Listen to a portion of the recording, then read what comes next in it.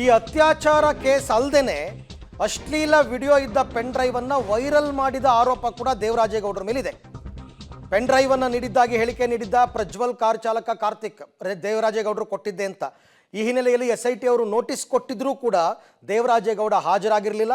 ಹಾಗಾಗಿ SITಗೆ ಹಾಜರಾಗ್ತಾರಾ ವಕೀಲ ದೇವರಾಜೇಗೌಡ? ಇವತ್ತು ವಕೀಲರ ಮುಂದೆ ಹಾಜರುಪಡಿಸಲಿದ್ದಾರೆ ಪೊಲೀಸರು.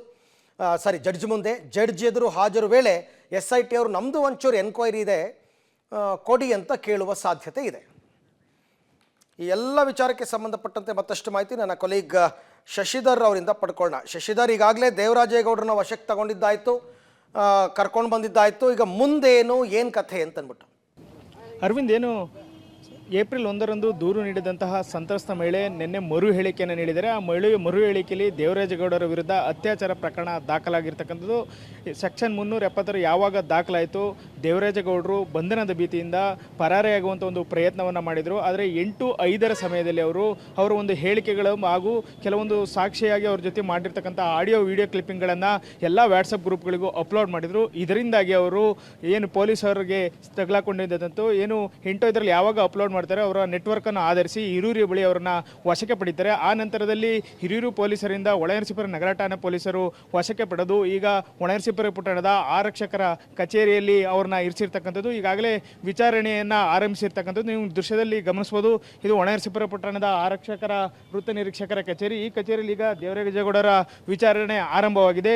ಈಗಿನ ಕೆಲವೇ ನಿಮಿಷಗಳ ಹಿಂದಷ್ಟೇ ಹಾಸನ ಜಿಲ್ಲಾ ಪೊಲೀಸ್ ವರಿಷ್ಠಾಧಿಕಾರಿಯಾದಂತಹ ಮೊಹಮ್ಮದ್ ಸುಜೇತ್ ಅವರು ಆಗಮಿಸಿದರು. ಇದಕ್ಕೂ ಮೊದಲು ASP ವೆಂಕಟೇಶ್ ನಾಯ್ಡು, DYSP ಅಶೋಕ್ ಹಾಗೂ ಇನ್ಸ್ಪೆಕ್ಟರ್ ಆದಂಥ ಸುರೇಶ್ ಕುಮಾರ್ ಅವರು ಏನು ದೇವರಾಜೇಗೌಡರ ವಿಚಾರಣೆಯನ್ನು ಆರಂಭಿಸಿದರೆ ಏನು ದೇವರಾಜೇಗೌಡರ ವಿರುದ್ಧ ಅತ್ಯಾಚಾರ ಪ್ರಕರಣ ಏನು ದಾಖಲಾಗಿದೆ ಅದರ ವಿಚಾರಣೆಯನ್ನು ಸಂಪೂರ್ಣವಾಗಿ ಉಳಿಸಿ ಆ ನಂತರ ಅವರು ನ್ಯಾಯಾಧೀಶರ ಎದುರು ಹಾಜರುಪಡಿಸ್ತಾರೆ.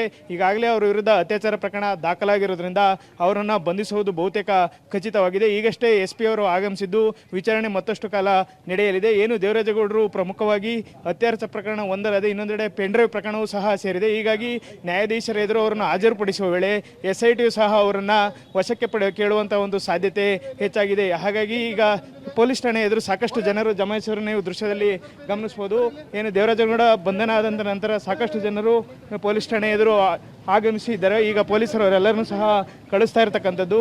ದೇವರಾಜೇಗೌಡರು ಪ್ರಮುಖವಾಗಿ ಏನು ಪೆನ್ ಡ್ರೈವ್ ಹಿಂದೆ ಇರತಕ್ಕಂತಹ ಕೆಲವು ಆಡಿಯೋ ವಿಡಿಯೋ ಕ್ಲಿಪ್ಪಿಂಗ್ಗಳನ್ನು ಬಿಡುಗಡೆ ಮಾಡಿದರು.